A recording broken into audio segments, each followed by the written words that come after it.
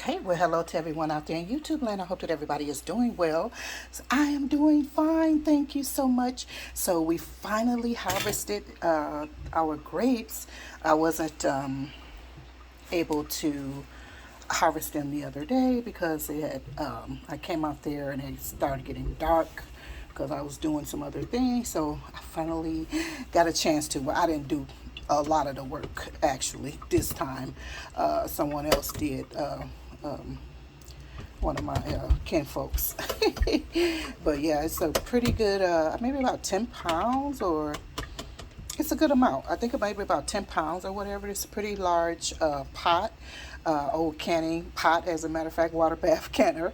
But yeah, it's a lot in here. So what I'm getting ready to do is, just process them because I am going to be making jams from them.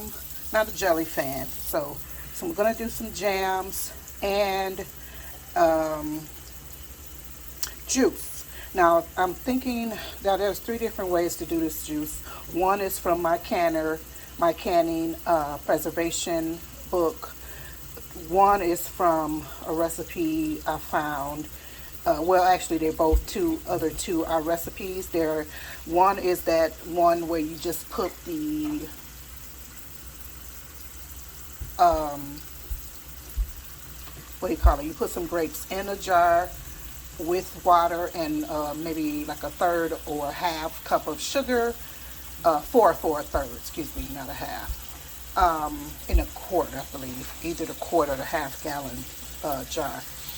And the other one is, of course, similar to the um, the the canning book, the bar canning book.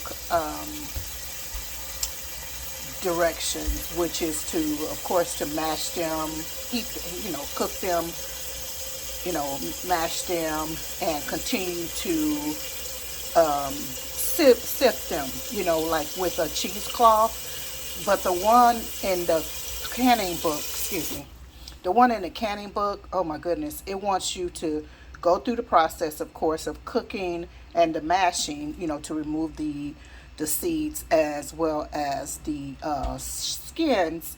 But then it wants you to put it in a jelly um, bag for like 24 to 48 hours. Let that sit in your refrigerator. I really don't have time for that. I mean, not that I don't have time for that. I just really don't. Because as it is at this time of the year, the kitchen is already in an uproar that I don't. I'm trying to minimize my trouble. Jars everywhere, all on the table, all on the counter. You got all kinds of tools and all of that kind of stuff out. So I don't think that's going to work, and I don't know if that's going to work. But what it does say is something about the crystallizing of the sugar. I don't want that to happen. Neither do I want sediment, because it does mention those two as tips. But the one person who did mention how they, just continue to squeeze it out, squeeze it out, squeeze it out. They were saying, yeah, we don't want the sediment. So I guess the way they do it does remove the sediment, because I don't want any sediment either, you know. Um, Nor do I want any crystallization. So I don't know, but I definitely want to try So I'll probably do a couple, two or three with the because I see a lot of people that do that. I haven't heard anybody complain about it, and it's something that's old as the hills anyway. The one where you put the grapes and the hot water and the sugar in um, in the jar, and you're going to water bath can that. Some people don't. They do the what you call that upside down method. I forget what you call that one. Some people but I'm definitely going to water bath can mine. But I think I'm going to do three. I have enough to do the three because, like I'm saying, I'm doing jam as well as juice. Then I'm going to also do, of course, uh, the squeezing, but I just can't do the jelly bag one. I mean, I could but I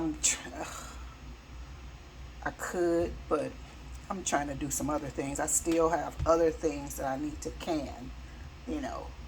So I don't think I want to wait 24 or 48 hours to do anything right now. So, but anyway, that's my life.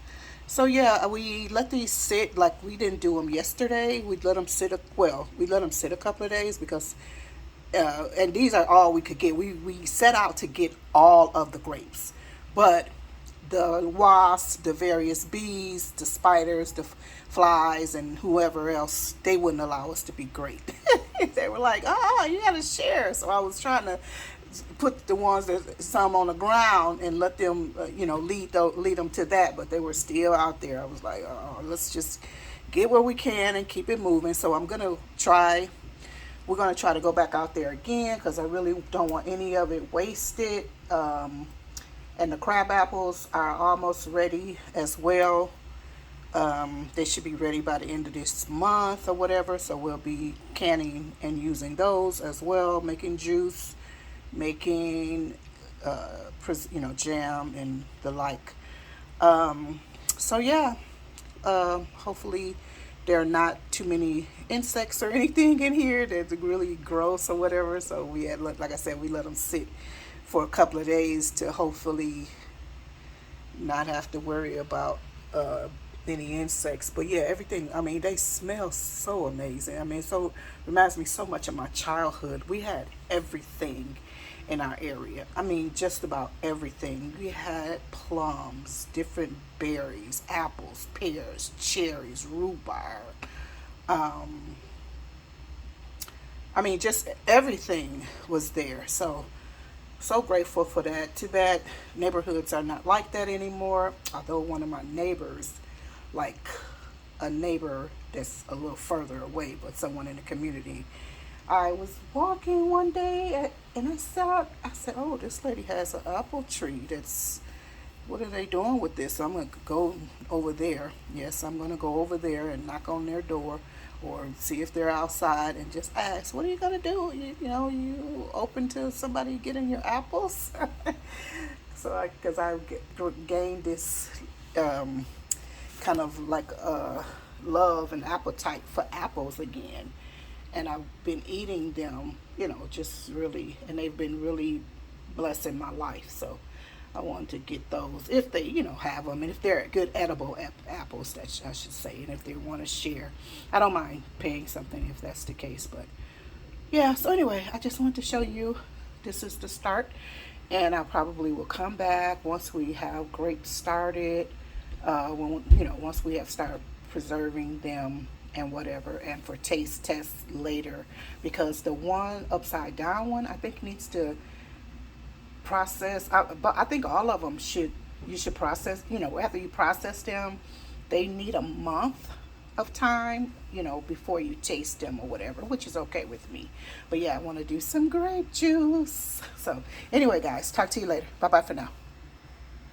Oh, what are you preserving? And do you have any tips for this? Yeah, have you ever done this? And do you have any tips for us? Because we need tips. Fingertips, that is. No, just kidding. We need tips. Thanks. Bye bye for now. It be counted to me for wrong, and that the Lord would reward me for what I did that was good. I was self-righteous but lost without God of His sin. When I would hear different gospel preaching, I knew that it was something lacking in my life. And when I would hear real good, born again Christian people testifying that I knew I didn't have what they had in my life. But they would testify, they would tell me Jesus said to me then. And I would testify on him. I just tell what Jesus I had done.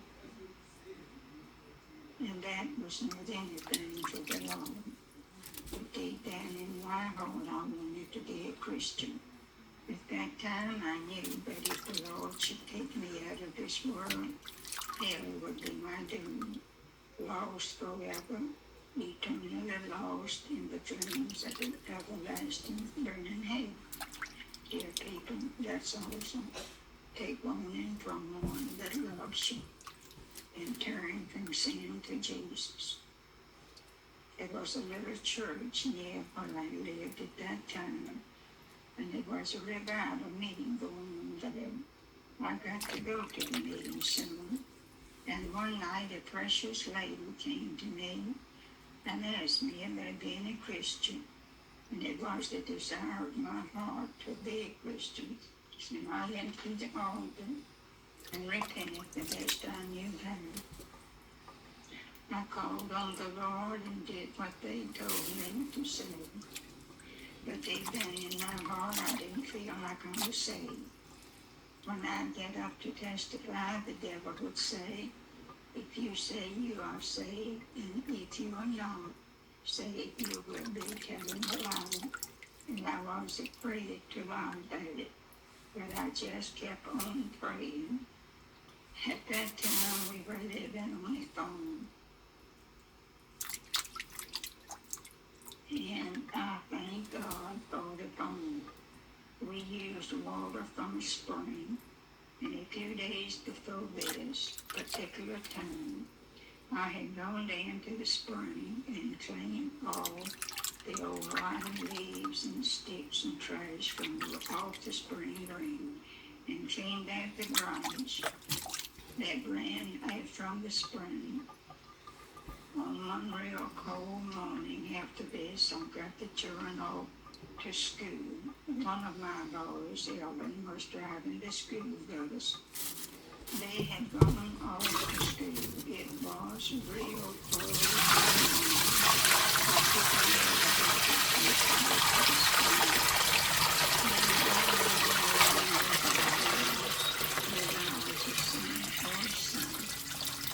when I got to the spring, my eyes beheld the most beautiful sight I ever saw.